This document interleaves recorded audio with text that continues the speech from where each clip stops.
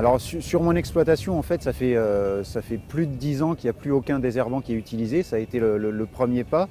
La démarche au début a été une démarche de plaisir de travail du sol. Et on se rend compte qu'on va un petit peu plus loin dans la recherche d'équilibre du vin en travaillant le sol. Parce qu'en fait, on change complètement sa façon de voir les choses. Et le travail du sol a pour but essentiel, d'ailleurs il porte bien son nom, c'est un travail du sol, c'est pas du désherbage, a pour but de faire travailler son sol et de faire ressortir des notions de terroir dans les vins. Une des raisons pour lesquelles on souhaitait également revenir au travail du sol et développer l'enherbement au sol était de privilégier l'aspect sanitaire du sol, de la plante, mais aussi préserver la santé des salariés.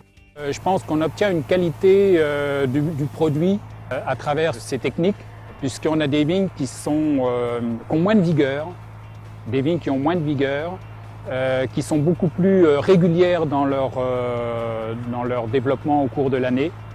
Et on arrive à un stade de maturation qui est beaucoup plus régulier aussi dans le avant-vendange. Dans la pratique, ça a changé. C'est vraiment un avis personnel, mais je prends beaucoup plus de plaisir à passer les charrues qu'à aller remplir mon enjambeur de désherbants et d'aller les appliquer, de rincer l'enjambeur, de travailler avec des produits qui ne sont pas forcément très, très sains. Donc ce que ça a changé, c'est un retour aux sources, un retour au métier de paysan, de travailler le sol. Ce que ça a changé, un raisin plus sain, c'est une conviction, moins de maladies, moins de botrytis. Donc forcément derrière un IFT encore plus bas. Donc des vignes qui vous donnent habituellement 15 à 16 000 kg/hectare, vous revenez sur des volumes d'autour de 11-12 000. C'est encore satisfaisant et acceptable. Alors les grands principes du réseau défi sont de diminuer significativement les doses de produits phyto qu'on utilise dans les vignes. L'objectif était fixé pour 2018 à réduire de moitié les doses de produits phyto. Et on sait que sur l'ensemble du réseau, aujourd'hui, il y a effectivement eu une réduction de 40% des phytos pour le réseau défi. Ce qui est super important de travailler dans un réseau, c'est qu'on se retrouve avec d'autres viticulteurs qui ont les mêmes ambitions, les mêmes attentes que nous, ce qui permet d'évoluer, de remettre un petit peu en question notre technique ou notre façon de penser carrément.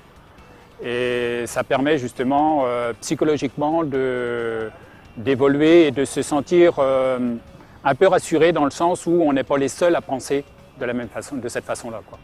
Il faut avoir cette volonté profonde et se dire je vais le faire. Même si je me plante, je vais essayer. Il faut que j'essaye parce que ça va m'apporter forcément des choses qui vont être positives à long terme. Un conseil peut-être à donner qui est essentiel, c'est de prendre du plaisir à revenir à ce travail du sol, parce que si on ne prend pas de plaisir à faire les choses, on les fait mal. Donc il faut vraiment essayer de retrouver ce côté,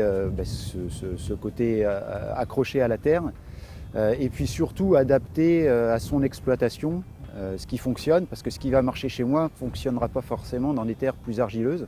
Donc il faut que chacun se fasse son expérience et surtout trouve le matériel qui lui plaise.